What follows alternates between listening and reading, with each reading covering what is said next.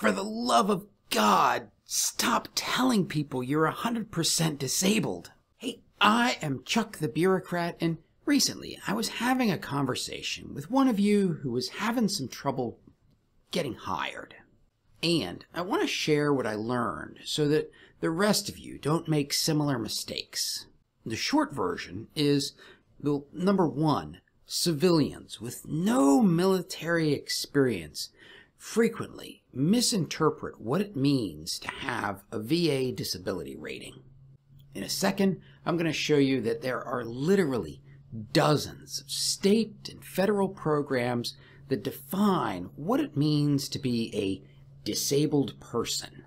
And those programs have a wide range of different definitions of what it means to be disabled.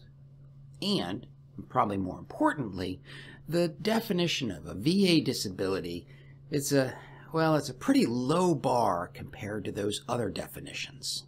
And number two, a lot of employers try to entice veterans into waiving their protections from discrimination with these sort of vague or nebulous offers of veterans' preference.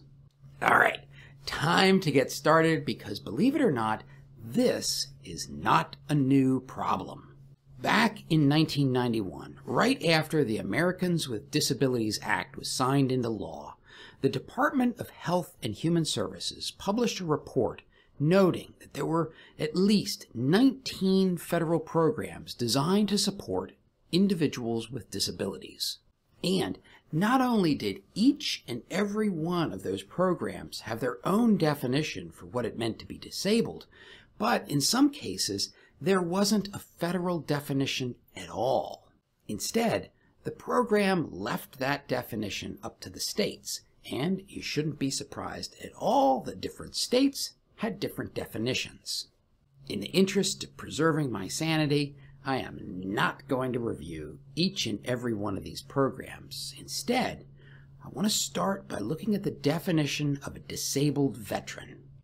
And then I'm going to cover the definitions that are used by Social Security Disability Insurance or the Department of Education's Children with Disabilities or the Americans with Disabilities Act. Okay, Title 38, Section 3741 of U.S. Code describes a disabled veteran as either a veteran who is entitled to compensation from the VA for a rating of 30% or more, or a veteran who was discharged from active duty due to an injury or illness incurred or aggravated in the line of duty. And right off the bat, this VA definition has a couple of features that you're just not going to find in any other program. First of all, the concept of a disability rating that ranges from 0 to 100%, well, you're not going to find that anywhere except in the VA. Other major programs, they tend to view a disability as an either-or scenario. Plus, notice the direction of the logic that's used in this VA definition. A veteran is disabled because they receive compensation. In other definitions, you're going to notice that compensation is not part of the definition and that people receive benefits because they are disabled. And if the VA definition does say anything about employability, it's only the fact that a service member was released from active duty because of their condition. I mean, I would say that military duty is so uniquely strenuous that the fact that someone was released from active duty because of their condition is absolutely no proof that they're unfit for employment. All right, now let's contrast this VA definition of disability with some other programs, starting with Social Security Disability Insurance. Like the VA definition, this comes out of U.S. Code, Title 42, Section 423. Disability is defined as inability to engage in any substantially gainful activity by reason of any medically determinable physical or mental impairment. That's a pretty big difference there. You remember John McCain, retired Navy captain, spent 5.5 years in a POW camp in Vietnam? served in Congress for 35 years, ran for president in 2008. Well, he met the VA definition for a disabled vet, but he was nowhere close to the Social Security definition of disabled. But even John McCain faced a smear campaign from his enemies who claimed that since he was a disabled veteran, he was incapable of engaging in any gainful activity. And this is the kind of confusion in the public mind that you have to be so careful that you don't trip over. Something similar happens because of the way that the Department of Education defines children with disabilities. What they mean are people between the ages of 3 and 21 who require special education due to mental retardation, deafness, speech impairments, blindness, autism, or other health impairments. But you see how the Department of Education's definition steers the American public to view people with disabilities as the kind of people who need to be separated from the general public?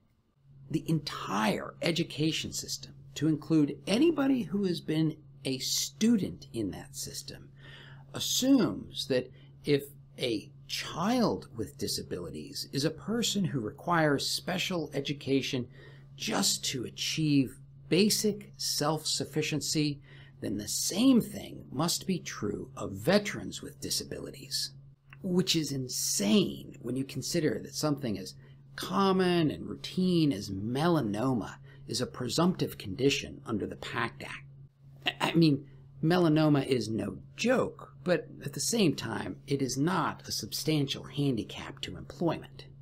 But even the Americans with Disabilities Act of 1990 reinforces this discriminatory bias towards veterans.